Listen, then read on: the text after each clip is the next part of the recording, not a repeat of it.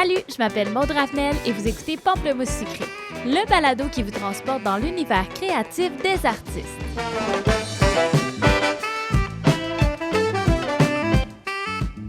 Le travail des VJ m'impressionne et l'été dernier, à la sortie du métro Saint-Laurent, j'ai été complètement hypnotisée par l'œuvre de Lidia Jakonowski. Les couleurs, les formes, la façon dont elle faisait bouger sa création m'ont vraiment permis de rêver et de m'évader l'espace d'un instant. Puis j'ai commencé à chercher qui elle était et je me suis rendu compte qu'elle utilisait des graphiques économiques pour créer ses œuvres. Je l'ai donc appelée quelques semaines plus tard et je lui ai demandé de venir me jaser de ses créations parce que j'avais envie de tout savoir sur son univers artistique. Bonne écoute! Bonjour Lidia Jakonowski, je suis très contente que tu sois là aujourd'hui sur mon balado. Merci de me recevoir. Lorsque je suis sortie à la station de métro Saint-Laurent, j'ai vu ton œuvre sur le mur et puis là, j'ai été vraiment impressionnée. Je m'arrête pas nécessairement à chaque fois que je vois des œuvres, mais là, j'ai vraiment pris une pause et je suis sûre qu'il y a plein de gens qui l'ont vu là, durant l'été. C'est immense, cette œuvre. Fait que là, je me suis assise sur les bancs et j'ai juste regardé. Wow, merci du beau compliment. Ça fait du bien de se le faire dire. Est-ce que tu reçois des fois des messages des gens qui te disent «Ah, j'ai vu tes œuvres et tout» par Instagram? Parce que c'est quand même facile de te trouver. Oui, j'ai surtout des messages, peut-être pas de cette œuvre-là, mais de ma performance Mutech qui ressemblait un petit peu, c'est dans le même, dans le même style visuel. J'ai eu beaucoup de messages de gens qui ont dit qu'ils ont beaucoup aimé ça, que ça les a touchés, qu'ils ont trouvé ça beau. Donc, ça fait toujours plaisir, toujours plaisir à entendre. Puis, toi, tu as choisi, dans le fond, l'art numérique comme médium artistique, mais j'ai envie de dire, tu as un parcours artistique quand même plus grand que ça. Tu peux-tu un peu nous dire là, d'où tu es arrivé avant d'arriver à ce médium-là précisément? Oui, effectivement, mais j'ai toujours aimé, j'ai toujours été attirée par les arts, le dessin, la peinture et j'ai d'ailleurs pris, j'ai d'ailleurs fait un certificat en arts plastiques à l'Université Laval où est-ce que j'ai exploré un peu tous les médiums et ce qui est intéressant, c'est que, je suis aussi économiste donc quand j'avais fait mon certificat en arts plastiques, j'avais déjà un bac en économie et l'idée de dessiner des courbes, des pointes de nez, des graphiques et d'utiliser la terminologie qu'on trouvait en économie, ça me hantait un peu et j'essayais de l'utiliser dans mes dessins, dans mes œuvres, mes créations, pendant mon certificat. Mais ça marchait pas vraiment. C'est comme j'essayais de peindre des graphiques, puis ça marchait pas. Et c'est vraiment quelques années plus tard où est-ce que j'ai commencé à être VJ dans la scène de musique électronique. Donc, VJ, ça c'est Oui, c'est ça. On va expliquer projeter. Ouais. exactement c'est quoi être VJ parce que je pense que c'est pas clair nécessairement pour tout le monde. Non, effectivement. C'est parce qu'il y a des DJ Il y a des DJ, puis il y des a des disc VJ. jockeys, ouais, des video jockeys. Oh! C'est ça. Donc, les disc jockeys, les DJ, ils mixent la musique et les video jockeys, ils mixent les images. Donc, Donc, toi, jamais tu vas toucher au son. je touche pas au son. Non, OK. je réagis au son. Donc, j'essaie de mettre des images qui amplifient un peu l'expérience musicale quand on va dans ce genre de soirée. Et donc, VJ, il y a une grosse communauté VJ, une grosse culture VJ, en fait, à Montréal. Donc, j'ai commencé ça en 2010 et c'est là où est-ce que j'ai commencé à toucher aux arts numériques parce que VJ, tu joues avec le vidéo. Donc, tu peux soit prendre des vidéos qui sont déjà faites et les mixer, un peu comme des DJ qui prennent des chansons qui sont déjà créées et les mixent, ou tu peux créer toi-même tes vidéos et tes visuels, comme les DJ qui font eux-mêmes leur musique. Alors, moi, j'ai rapidement été intéressée par le côté créatif de créer ses propres visuels en VJing et c'était ma porte d'entrée là, dans le monde de l'art numérique. Mais là, avant d'arriver à justement te dire, hey, je vais utiliser un de ces logiciels-là, parce que là, on s'entend, on est en 2024, la technologie a fait un boom incroyable au cours des dernières années, mais quand toi, tu as commencé, ça devait pas être au point qu'on en est là au niveau des logiciels. Euh, Effectivement, au niveau des logiciels, de création, de visuels génératifs, j'avais pas le même logiciel à l'époque. Ça, là, on parle de 2010. Au début, j'ai commencé avec, Adobe, la suite Adobe, mais j'ai rapidement trouvé un logiciel qui était, vraiment c'était niche, là, c'était très obscur. C'est pas beaucoup de gens qui l'utilisaient, qui s'appelait Quartz Composer, mais qui nous permettait de faire de la programmation, mais qui est de la programmation qui est d faite d'une manière visuelle. Donc, c'est pas, tu écris pas le code, mais tu lis des petites boîtes ensemble. C'est par des fils et ça finit par créer un langage de programmation. Et ça crée des visuels en temps réel. Donc, par exemple, je dis au logiciel, crée un cercle, il va le créer en temps réel. Donc, c'est pas un vidéo, c'est un cercle qui est généré en temps réel et qui peut réagir à la musique, au son, etc. Et donc, j'ai utilisé ce logiciel-là pendant plusieurs années pour créer mes visuels, mes propres visuels à moi. Mais effectivement, la technologie s'est améliorée. Il y a eu la naissance de plusieurs autres logiciels, dont Touch Designer, que j'utilise présentement et qui est très populaire, pour de nombreuses raisons, mais c'est vraiment un logiciel qui fait en sorte que tu peux faire de la programmation visuelle en temps réel, et les possibilités sont infinies. Ça me dépasse un peu, là. Parce que en fait, c'est drôle parce que j'ai été au Lumifest durant l'été, puis je regardais justement, Bonne Bonne qui était en train justement de faire du Oui, VJing je la connais, oui. et j'ai été assez impressionnée parce que là, je me suis dit: «Elle contrôle pas la musique, elle est en train de le faire et c'est un autre DJ, elle peut pas savoir vraiment d'avance qu'est-ce qu'il va faire». Comment ça se passe quand on doit créer sur le moment avec un autre artiste? Ben, Bonne Bonne, déjà, c'est une pro, là. C'est vraiment une excellente VJ.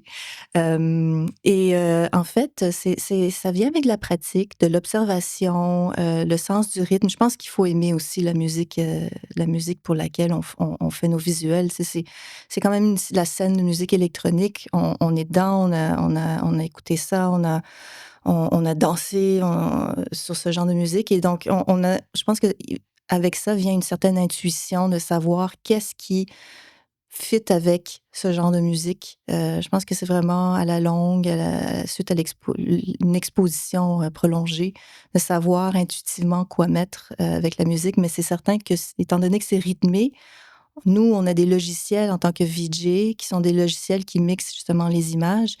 Et on sait qu'à un moment donné, je sais pas, le beat, il va changer. Alors, on se prépare pour changer notre visuel ou rajouter un effet stroboscopique ou tout autre effet qui va fitter avec le rythme. C'est comme on suit la musique d'une manière intuitive.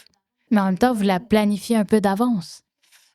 Oui, c'est certain qu'on planifie nos logiciels d'avance, mais à force de travailler avec la même banque d'images ou connaître nos images et connaître les différents effets qu'on peut faire, ça vient avec l'expérience, là. On s'adapte à la musique, intuitivement, je dirais. Toi, tu as commencé à en faire dans les années environ 2010, oui, 2010, oui, ça c'est fait déjà ça? un bout, là. Fait que ça fait à peu près 14 ans Oui. que tu fais du VJing. Courbe d'apprentissage assez rapide? Ça dépend. Pour le VJing, quand même assez rapide, mais quand tu fais tes propres visuels, comme je disais, avec les logiciels Touch Designer, là, la courbe d'apprentissage était un peu plus difficile, là. Ça a pris un peu plus de temps. Est-ce que tu as vécu de la frustration des fois? Parce que souvent, quand on travaille avec un ordinateur, par moment, on, on aimerait ça pouvoir parler avec elle. Est-ce que ça t'arrive, toi aussi, de pouvoir communiquer, lui dire, là, ce que je t'ai demandé, c'était ça? J'ai tellement pas vécu de frustration, au contraire, c'est tellement plaisant et amusant pour moi de faire cette espèce de résolution de problème parce que c'est comme un puzzle, ce logiciel. La programmation, c'est de la résolution de problèmes et je vois ça presque comme un jeu vidéo de comment est-ce que je vais réussir à amener, l'idée que j'ai en tête, à amener cette forme géométrique, à faire ce que je veux.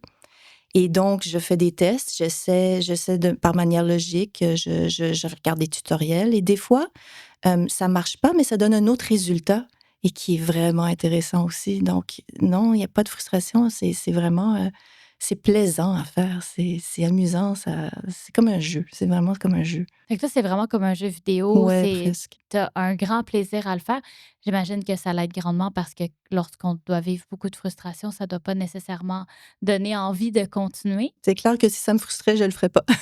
En même temps, tu es économiste dans la vie, donc tu dois avoir, beaucoup de cours de maths derrière la cravate. Étudier en mathématiques, ça demande quand même une persévérance, ça demande de prendre le temps, ça doit pratiquer la patience. Est-ce que certains éléments de tes études que tu vois à quel point ça te sert aujourd'hui, je dirais peut-être au niveau personnel?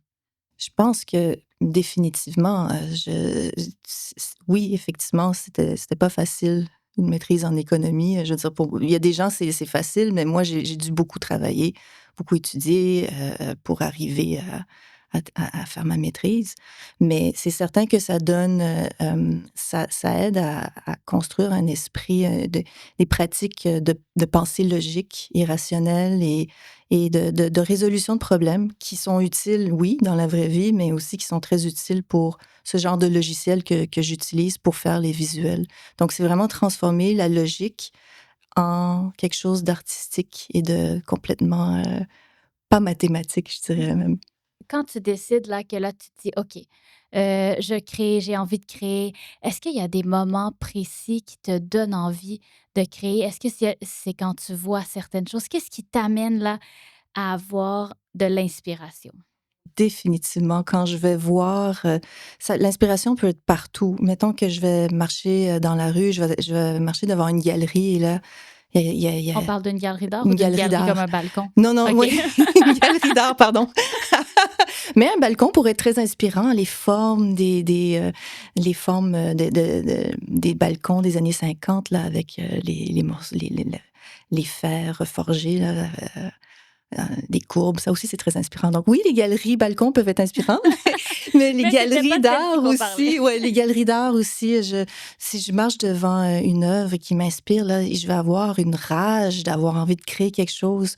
Je me souviens, j'étais allée voir une exposition d'Annie Baillargeon qui fait des photos avec des compositions fantastiques et j'ai j'ai tellement aimé ça, j'étais comme, mon Dieu, j'ai envie j'ai envie de me mettre dans des situations où j'ai plus l'occasion de créer. Et c'est un peu ce genre d'inspiration qui m'a amenée il y a 4 ans environ, à me mettre un peu plus sérieusement, me remettre plus sérieusement dans la création. Parce que le VJing, je faisais ça vraiment temps partiel, mais j'ai eu tellement des moments de «Oh, j'ai vraiment envie de créer» parce que je suis inspirée par ces images, ces artistes, québécois et montréalais qui créent des choses si belles et fantastiques, j'ai envie d'en faire partie. Donc oui, l'inspiration me pousse à créer. Ouais, définitivement. Combien d'heures par semaine t'accordes-tu pour justement aller chercher, des inspirations, pour aller dans les galeries d'art ou aller voir d'autres artistes? Parce que je veux dire, il y a 24 heures dans une journée. Comment tu parviens à est-ce que c'est par semaine ou c'est par mois? Qu'est-ce qui fait Mais en j'ai sorte que pas, je m'accorde pas un temps précis pour aller bon, il faut que je fasse, 5 heures d'inspiration cette semaine. Ça vient encore une fois, ça vient très intuitivement. Si je marche parce que moi, j'habite en ville et donc je vois beaucoup de vitrines, bon, je des images, ça va m'inspirer. Sinon, j'ai un compte Instagram sur lequel je ne suis que des artistes qui m'inspirent ou qui m'ont inspirée. Donc si je vais là-dessus, je vais être encore une fois bombardée d'images, mais d'images que l'algorithme choisit pour moi, mais puisque c'est des artistes que je suis, c'est quelque chose qui me plaît déjà, qui va m'inspirer. Et après ça, je dirais qu'il y a l'inspiration de tous les jours, juste dans une certaine couleur du ciel, surtout au mois de septembre, quand le soleil se couche et le ciel a une espèce de dégradé bleu, orange, et c'est des couleurs si lumineuses que ça vient me donner envie d'utiliser les mêmes couleurs dans mes propres créations. Donc, j'accorde pas un temps vraiment prémédité à l'inspiration, mais ça vient tous les jours. J'en ai tous les jours un peu. même en réunion au travail, hein? Ouais, en réunion au travail, des fois, en fait, oui, je viens de terminer une année sabbatique et c'est incroyable comment J'ai eu des inspirations pendant des, des réunions de travail. Ça vient tout seul maintenant dans ma tête. Je pense que c'est à force, pendant une année de créer, que mon cerveau continue à avoir des inspirations qui sortent tout seul. Donc oui, même j'ai été même inspirée pendant des réunions. Tu as pris une année sabbatique pour créer? Oui, je me suis accordé la liberté de faire de la création pure et libre, comme je voulais. OK, c'est quand même un luxe là que tu as pu te permettre. C'était un gros luxe. C'était pas une super décision financière, mais c'était la meilleure décision que j'ai L'économiste prise. t'a dit que c'était Oui. pas une bonne décision financière. Non, c'est certain, là, mais vraiment, je regrette pas du tout ce choix que j'ai fait. J'ai tellement grandi cette année-là et j'ai développé justement encore plus mon esprit créatif. J'ai pu faire l'œuvre que tu as vue au métro Saint-Laurent. Si j'avais pas pris cette année-là, j'aurais jamais pu faire tout ça. Parce que là, justement, bon, je suis sûre qu'il y a plein de gens qui ont vu cette œuvre-là. Comment elle s'appelle l'œuvre tout d'abord? Je m'excuse, je me rappelle plus du nom. Modélisation vagabonde. Les gens peuvent te trouver avec ton nom, Lydia Yakonovski, et ils peuvent aller voir justement cette œuvre-là. Je les encourage d'ailleurs à aller voir l'œuvre, c'est absolument magnifique. Mais là, pour créer une telle œuvre, parce que c'est plusieurs superpositions, il y a plusieurs couleurs, ça a pris combien de temps? En fait, ça a pris pour créer l'œuvre, ça a quand même pris un bon mois et demi. Je dirais pas temps plein, mais quand même, Presque presque temps temps plein. plein. Mais, c'est certain que je partais pas de 0. J'avais déjà toutes mes bases, de programmation, d'objets, de petits modèles, que j'avais déjà. C'était juste une question de les mettre ensemble, et de créer les tableaux que tu as vus. Donc, ouais, un mois et demi. Puis là, pendant que moi, j'étais assis en face, je me suis dit, mais qui est cet artiste? Donc là, je me suis mis à chercher sur le web parce que c'est l'avantage d'avoir accès à Internet partout, avantage ou désavantage à suivre. Euh, et là, je me suis mis à chercher et là, c'est là que j'ai vu que tu étais économiste et que tu aimais utiliser des concepts économiques dans tes œuvres. Oui. Donc, je me suis assis devant et là, j'ai cherché le concept économique dans l'œuvre. Est-ce que j'ai bien fait? J'ai Mais cherché trop loin? oui, tu as cherché trop loin. Parce que en fait, ce que j'aime faire, c'est de partir à partir des éléments visuels, des graphiques économiques, et oui, de la conception un peu de la modélisation et des prévisions économiques. Mais à la base, c'est des graphiques, c'est des points de données, c'est des quadrillages et c'est mes éléments de base pour créer des compositions. Alors, c'est pas nécessairement une composition qui va vouloir, illustrer un concept Il économique n'y a pas plutôt d'offre et que de non. demande. Cassez-vous pas Non, la tête. exactement, c'est ça. Il y a pas d'offre et de demande, c'est plutôt une réutilisation de ces éléments-là, pour leur donner une autre utilité et en économie, il y a quand même la notion d'utilité. Alors j'aime beaucoup le fait que je prends ces éléments et je leur donne une autre vie, et ils créent d'autres paysages. J'aime dire que c'est comme des paysages statistiques. C'est et c'est plus vraiment des concepts, c'est parti à partir de justement de ces points de données, ces graphiques. Mais c'est certain que pour moi, par exemple, les petits points de données qui sont agglutinés et qui forment, des espèces de spirales, des espèces de parachutes comme on dit. Pour moi, je vois ça comme des petits modèles économiques qui se font, qui se défont, qui se refont. Donc, Quand on regarde ton œuvre, là, quand on regarde l'œuvre, ouais, que moi, j'ai vu exactement. comme des méduses. Oui, absolument, c'est ça. OK. Moi, j'adore quand les gens me disent: «Ah ça me fait penser justement à une méduse ou Moi, j'étais des au fond de bulles ou» l'océan, là. Moi, je me suis dit: ouais, «C'est l'océan, euh, non, pas Atlantique, Pacifique. C'est l'océan Pacifique. Il y a les méduses. C'est comme des petits poissons qui se promènent. Je voyais comme la barrière de corail, là. Moi, j'étais rendue loin, là. J'avais peut-être besoin de vacances. mais c'est super, ça t'a donné une petite aire de vacances, et mais j'adore le fait que, on peut voir des différents paysages justement dans mes œuvres. Mais cette œuvre-là, c'était Modélisation vagabonde. Je voulais qu'on voit différentes sortes de paysages parce que c'était à la sortie du métro Saint-Laurent et je sais pas si tu avais remarqué, mais il y avait quand même un mouvement, dans les compositions et j'avais envie que ça reflète un peu le mouvement, quand on est assis à un train ou un Et métro toujours dans à le même sens, hein, l'extérieur. si je me trompe pas. Hem, Oui, c'est vrai, peut-être que je l'ai pas fait exprès, mais oui, on avait l'impression d'avancer. Donc je voulais vraiment que ça reflète ce mouvement qu'on regarde à travers une fenêtre de métro ou de train. Et est-ce que tu t'es précisément dit: «OK, ça va être la fenêtre la mer, après ça, le tableau suivant, ça va être la fenêtre la forêt», exemple là, ou après ça, la fenêtre suivante.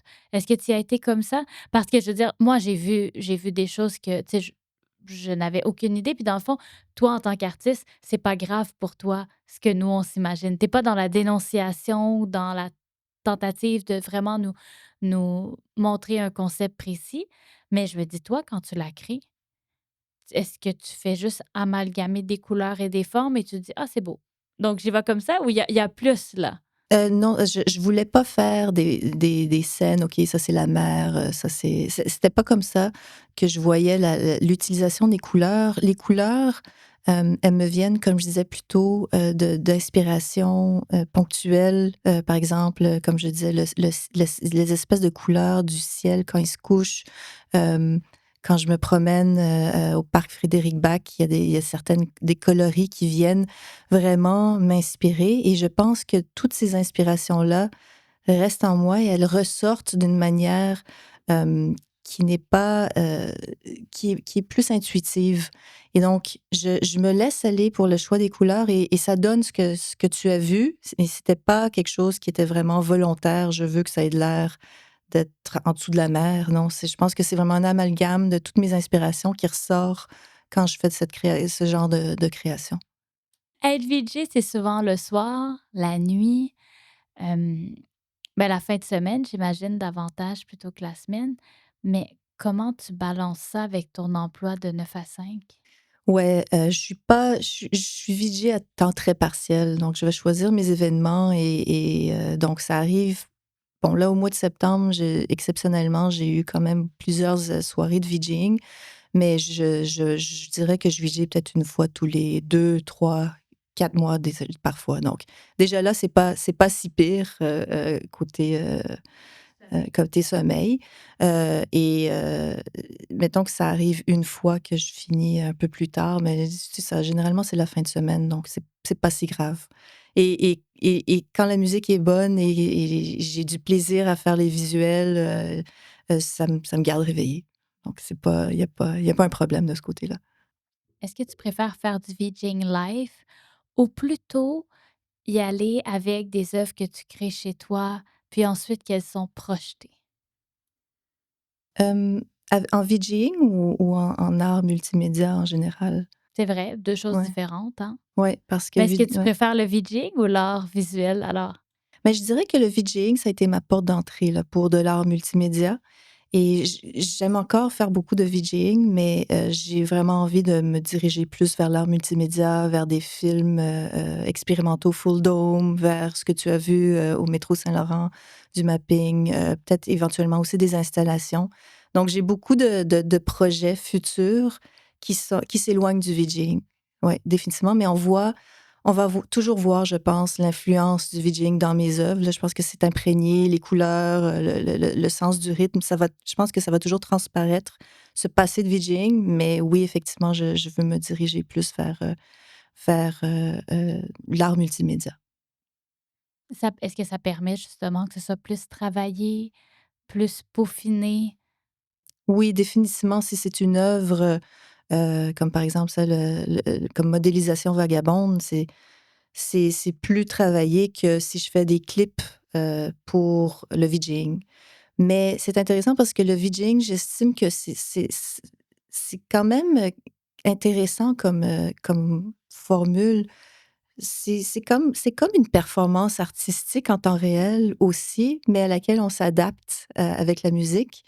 Je sais pas, je réfléchis encore à comment est-ce que le VJing s'intègre dans l'art multimédia. Mais oui, effectivement, si je veux continuer à faire plus des films, des installations, là, c'est beaucoup plus peaufiné, effectivement. Ça doit pas être toujours facile en fait d'aller chercher.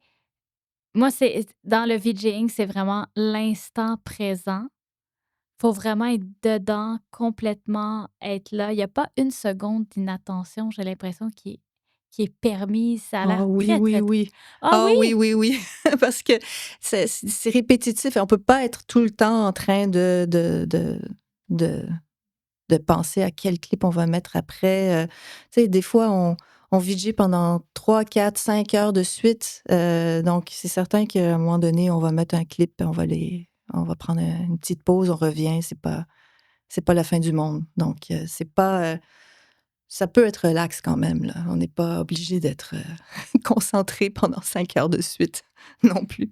Tu es à la SAT quand même régulièrement. Oui. Comment c'est faire du VJing à la SAT versus lorsque tu en fais dans d'autres salles?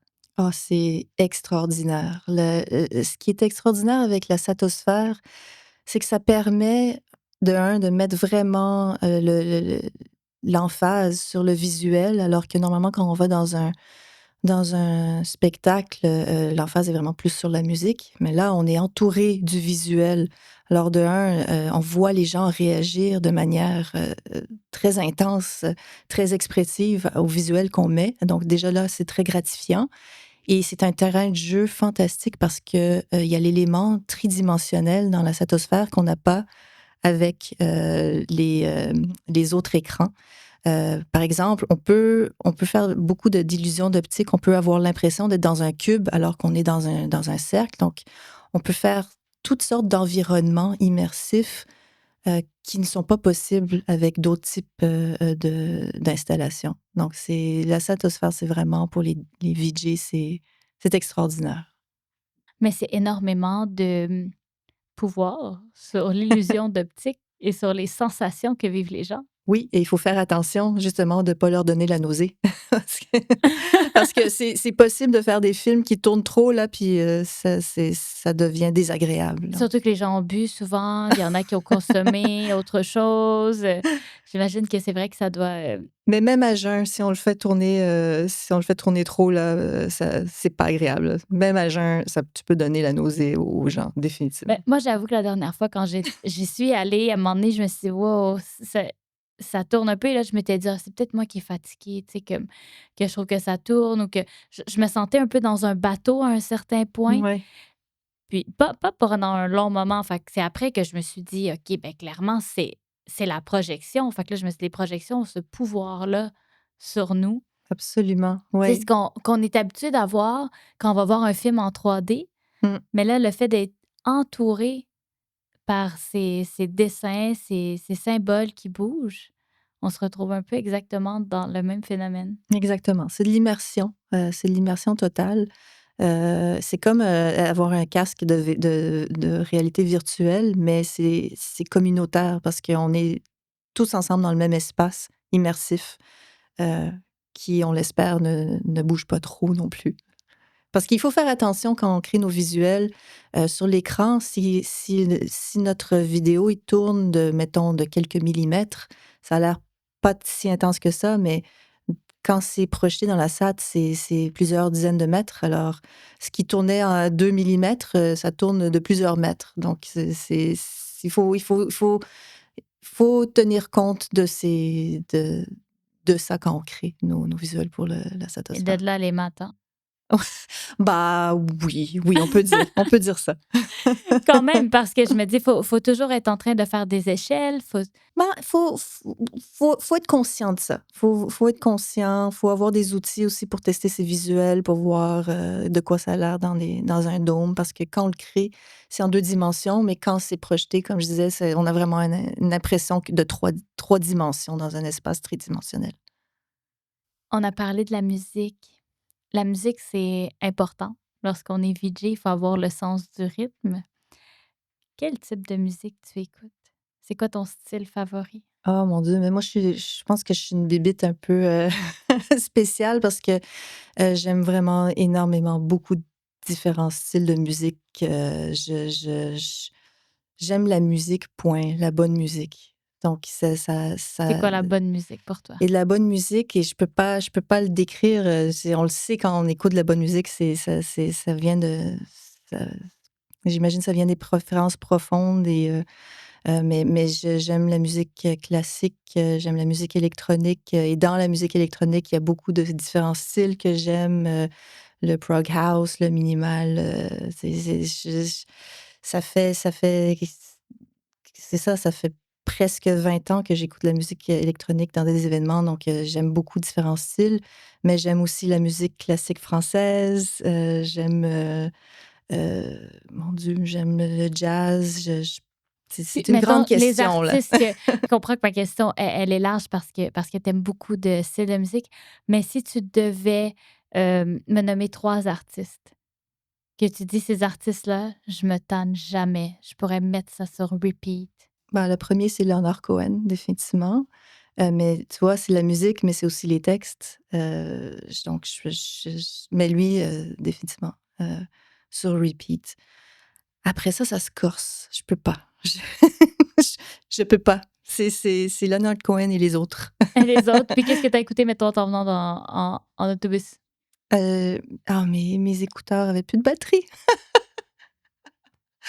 Mais ce matin, j'ai écouté la symphonie pastorale de Beethoven parce que je ramassais des raisins. Je trouvais que ça fitait. Donc, tu vois, ce matin, c'était de la musique classique. Mais je vais te donner aussi un autre exemple pour modélisation vagabonde. Je me suis créé une liste de lecture pour m'inspirer et pour essayer de transmettre l'émotion qu'il y a dans la musique, dans mon œuvre. Alors, dans cette liste de lecture, j'avais autant du Vangelis que du Émile Mosseri, il y avait du Brian Eno, John Hopkins, il y avait Jean-Michel Jarre. Donc, toutes ces œuvres que j'ai écoutées en, en, en boucle. J'ai vraiment écouté cette liste de lecture une vingtaine de fois, plus qu'une vingtaine de fois, je dirais même. Mais pendant que je créais, pour essayer d'avoir cette impression, cette émotion qui serait transmise dans mes paysages. Et qu'est-ce qu'il y avait de particulier, ces artistes-là? Est-ce que c'est dans les paroles de leurs chansons? Est-ce que c'est dans... Tu sais, qu'est-ce qui est... Y avait-tu un thème commun à eux? Il n'y avait pas un thème commun avec les artistes autant qu'il y avait un thème commun dans le style musical et dans l'espèce d'émotion que je recherchais, un peu mélancolique, un peu un voyage, un peu qui ça me faisait penser au crépuscule. Donc c'est vraiment, c'est une manière pour moi de choisir la musique et Spotify te permet aussi de trouver des morceaux similaires. Donc Merci, les ouais, algorithmes. exactement. Donc c'était vraiment dans l'émotion, que la musique, elle donnait. C'est ça le fil conducteur de ces chansons, de ces morceaux. Est-ce que tu travailles sur une autre œuvre présentement? Présentement, j'ai 3 œuvres sur lesquelles je veux travailler cet automne et cet hiver. J'ai pas commencé encore, ça trotte dans ma tête, mais ça je vais commencer bientôt. Là, je viens juste de préparer l'atelier chez moi et je vais commencer, très bientôt à travailler là-dessus. Quand tu parles de l'atelier chez toi, ça prend quoi comme, comme setup? Parce qu'il y a l'ordinateur, mais tu peux pas tout voir ce que tu produis à l'ordinateur. Non, effectivement, si c'est juste pour faire des vidéos, j'ai pas besoin de beaucoup de place. Donc j'ai un bureau avec un grand écran, qui me permet de créer. Mais je veux aussi explorer, différentes manières de projeter des visuels sur différentes textures et là, j'ai besoin d'un espace d'atelier donc je me suis dégagée, tout mon salon en fait, J'adore j'ai comment nos espaces, ouais. de vie parfois deviennent nos ateliers. C'est l'atelier maintenant, le divan, il est ailleurs. C'est vraiment juste un grand espace, dans lequel j'ai différentes, lumières. J'ai un projecteur, j'ai un écran, j'ai une machine à fumer. Donc, je vais faire beaucoup de tests pour voir, comment est-ce que je peux faire des projections en temps réel. Donc, je vais encore utiliser Touch Designer puis essayer de voir comment est-ce que je peux laisser les textures influencer les projections.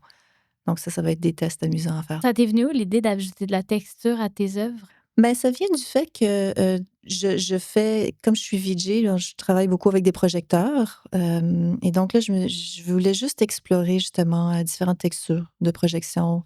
Donc ça vient de mon VJing, mais aussi d'images que j'ai vues sur, les artistes que je suis sur Qui Instagram. sont VJ aussi?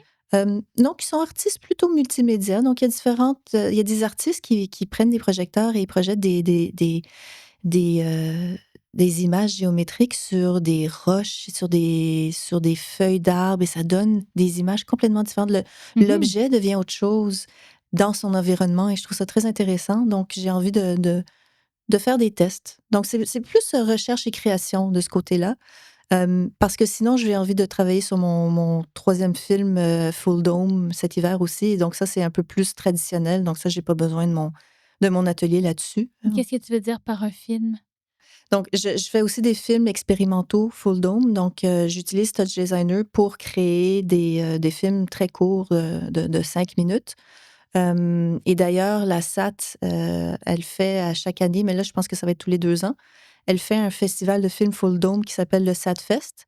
Et c'est ça qui m'avait, en fait, qui m'avait commencé qui m'avait donné la piqûre, en fait, pour faire du contenu en Full Dome. Et donc, j'ai fait 2 films déjà et j'aimerais travailler sur mon troisième. Là. Je suis inspirée pour mon troisième. Donc, quand c'est un film, c'est simplement, ils appuient sur play et tout Oui, part. Là, t'as pas à rien, faire aucune manipulation durant ce moment-là. non, exactement. Donc ça, c'est vraiment quelque chose qui est préenregistré. On revient quand tu fais du DJing et que c'est des DJ que tu connais peut-être pas autant ou qu'ils ont un style de musique peut-être que tu écoutes moins, que tu n'es pas aussi habitué. Comment tu t'en sors quand, ou, tu sais, à la limite, j'ai envie de dire, c'est plate, mais peut-être que le DJ, il est juste pas bon. Et comment tu t'en sors quand tu te dis, OK, les rythmes, ça part dans tous les sens, il n'y a pas de transition qui sont bien faits entre ces pièces. Comment tu fais pour justement être en mesure de bien faire ton travail sans que ça paraisse trop que. Parce que j'imagine que ça doit pas être facile dans ces moments-là. Non, effectivement, c'est déjà arrivé. Ça arrive, là, c'est normal. C'est Ça fait inévitable, partie je du pense. métier, exactement. Moi, avant comme j'en fais pas beaucoup, je peux prendre le temps aussi quand même d'écouter un peu le style musical du DJ pour lequel je vais faire des visuels. Vous Donc, parlez-vous avant? non, généralement, je m'en parle pas. Non, c'est arrivé très rarement que le DJ m'a écrit avant. Mais donc, je vais aller écouter son SoundCloud ou s'il a de la musique sur YouTube, je vais juste pour me donner une idée de son style. Alors, je me dis, ah, OK, ça, c'est un style où je suis peut-être un peu moins habituée. Alors, généralement, bon, je vais me pratiquer un petit peu à la maison, voir qu'est-ce qui fit. Mais mettons que j'ai écouté son style de musique, mais ce soir-là, il décide de faire quelque chose complètement champ gauche, ce qui est déjà arrivé, et faire utiliser des morceaux dont le rythme est peut-être un peu plus difficile à suivre, que ça s'arrête, il ralentit. Ça m'est arrivé des soirées peut-être un peu plus expérimentales, euh, de ne pas savoir comment suivre son rythme. Ben là, c'est là où est-ce que je pense que l'expérience, ça vient jouer pour beaucoup. Je sais c'est quoi les vidéos que j'ai dans ma banque de vidéos. Et des fois, je me dis, bon, ben, si ça va dans tous les sens, je peux mettre quelque chose de peut-être un peu plus lent et qui va tout simplement illustrer la musique, ou être juste Qui va comme englober, en qui va fait. englober, oui, l'expérience et qui ne suit pas nécessairement la musique. C'est pas grave, des fois, que ça suive pas complètement la musique, parce que les personnes qui viennent à ces événements-là, ces spectacles, ils viennent pour l'expérience totale, ils viennent pour la musique. Donc, si c'est pas nécessairement complètement, à beat matché ou si ça réagit pas à chaque fois, c'est pas plus grave que ça. OK. Mais c'est vrai que on ça prend un moment de: «Oh, qu'est-ce que je vais mettre qui fit avec ça?» Et des fois, mes visuels ne fitent pas du tout. Alors c'est là où est-ce que je peux jouer avec les effets. Des effets, en temps réel, que je vais appliquer puis je vais finir par trouver quelque chose qui va Puis est-ce qu'à la marcher. fin de la soirée, c'est des soirées que tu es quand même satisfaite ou c'est des soirées, des fois, que tu te dis: «Ah, tu sais, j'aurais voulu savoir ou j'aurais voulu mieux faire», mais en même temps, tu es un peu prise et tu peux peut-être pas tant. Et comment tu vis, en fait, avec Ouais. la soirée qui était peut-être pas le succès que tu aurais espéré? Bah, ça fait partie de l'expérience, hein. C'est pas, je pense qu'il y a rien qui peut être contrôlé d'avance et je pense que c'est la beauté de la chose. C'est l'inattendu, donc que ça aide d'un côté où est-ce que: «Waouh, il met de la musique que j'ai pas entendue depuis 15 ans et c'est incroyable et là, je veux sortir toutes les couleurs». versus oh boy, qu'est-ce que je vais mettre sur ce remix de Britney Spears? C'est déjà arrivé. Hey, ça, c'est Mais t'aimes ou t'aimes pas en plus, là. ouais, mais c'est moi, je trouve que c'est ce qui fait la beauté de la chose. Je sors pas déçue, je sors pas du tout déçue. C'est tellement une expérience qui est complètement différente de ma vie de bureau de tous les jours que moi, j'apprécie ça. Et comme ça arrive pas, je fais pas ça toutes les semaines. Moi, j'aime ça. J'aime ces moments-là. Ça me sort du quotidien, ça me sort. Donc, même si c'est pas exactement la musique que j'aime ou que je suis pas peut-être pas fait la bonne, le bonne transition. C'est quand même des belles soirées. Tu sembles vraiment être une personne qui aime ça être sortie de sa zone de confort, mais aussi que tu aimes ça être face à des problèmes.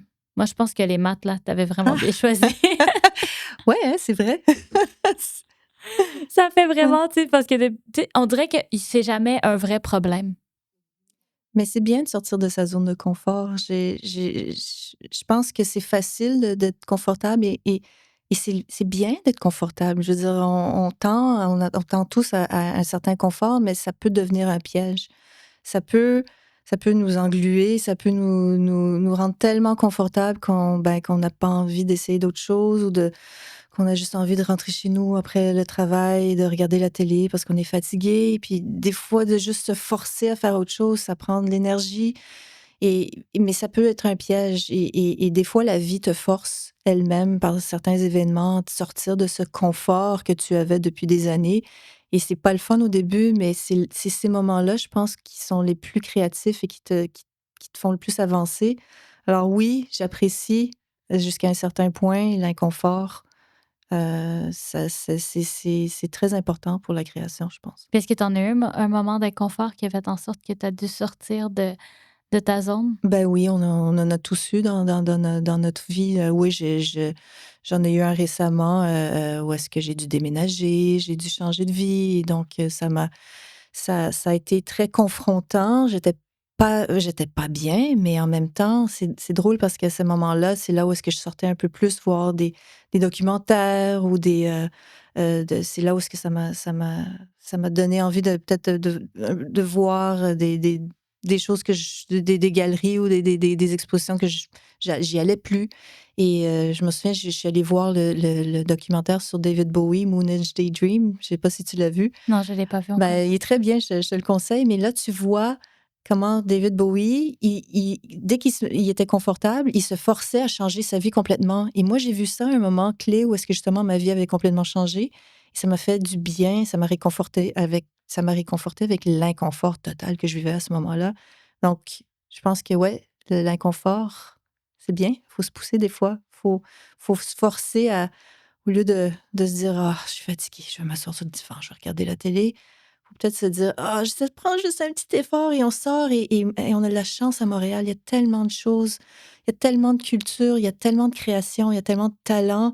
On n'a pas le temps de tout voir, Et on n'a qu'est-ce qui se pas le temps de passe. tout voir, mais juste se forcer un peu de temps en temps, ça nourrit l'âme tellement. Ça vaut la peine. Il y a tellement de créateurs et d'artistes extraordinaires à Montréal. Là. Ça vaut la peine de se, de se botter le cul un peu des fois.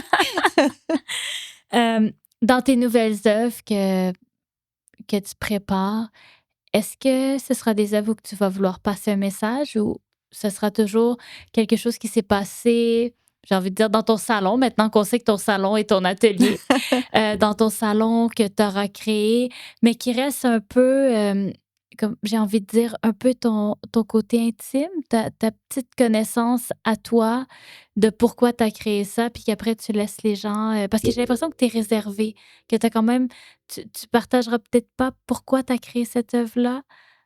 Ben, je dirais que les dernières œuvres ont été beaucoup dans l'intuition, mais mes 2 films étaient, mes films Full Dome, il y avait quand même une thématique qui était explorée, tu sais, comme le dernier film qui était Trajectoire interrompue et autres modèles de déséquilibre transitoire, qui était un très long titre. Mais ça j'aimais beaucoup explorer cette idée de trajectoire interrompue, de prévision, d'erreur de prévision. Puis on a ça en économie, mais on a aussi ça dans la vraie vie. Donc, c'était comme une thématique que j'aimais beaucoup. Et donc, j'ai envie de continuer à explorer la thématique des erreurs de prévision, Mais aussi, là, je veux aller plus dans l'utilité, justement, de la prévision économique, et lier ça un peu, justement, avec le confort. Tu sais, peut-être de venir plus chercher dans mon bagage de sociologue, parce que j'ai aussi un certificat en sociologie, l'espèce de confort dans lequel on se complaît là, dans notre, ben, culturellement, là, et d'essayer d'explorer un petit peu ces couches de confort qui nous sont un peu offertes par notre mode de vie et dans lesquelles on se noie un peu. Donc, j'ai envie de mélanger ça avec, justement, avec ces trajectoires, ces erreurs de prévision.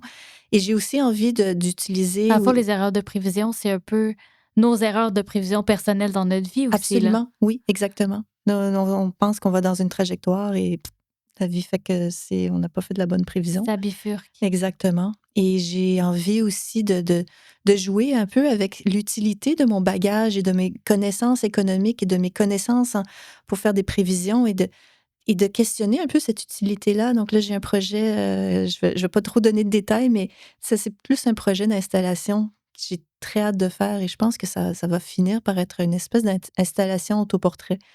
Donc, j'ai très hâte de commencer ce projet-là aussi. Fait que plein de beaux projets qui s'en viennent. On Absolument. peut te suivre sur ta page Instagram pour savoir un peu où tu vas aller faire du VJing ou encore regarder tes œuvres où elles sont exposées. Oui. Bien, Lydia, merci beaucoup d'avoir été là aujourd'hui sur mon balado puis de nous en avoir appris un peu plus sur ce métier qui est de plus en plus connu, mais je pense que c'était quand même un grand mystère pour encore plusieurs personnes. Ben, merci pour vous. C'était un plaisir pour moi. Pour pouvoir suivre sa carrière artistique, vous trouverez toutes les informations dans la description du balado. Je suis Maude Ravenel, merci d'avoir écouté Pamplemousse sucré et au plaisir de vous revoir dans le prochain épisode.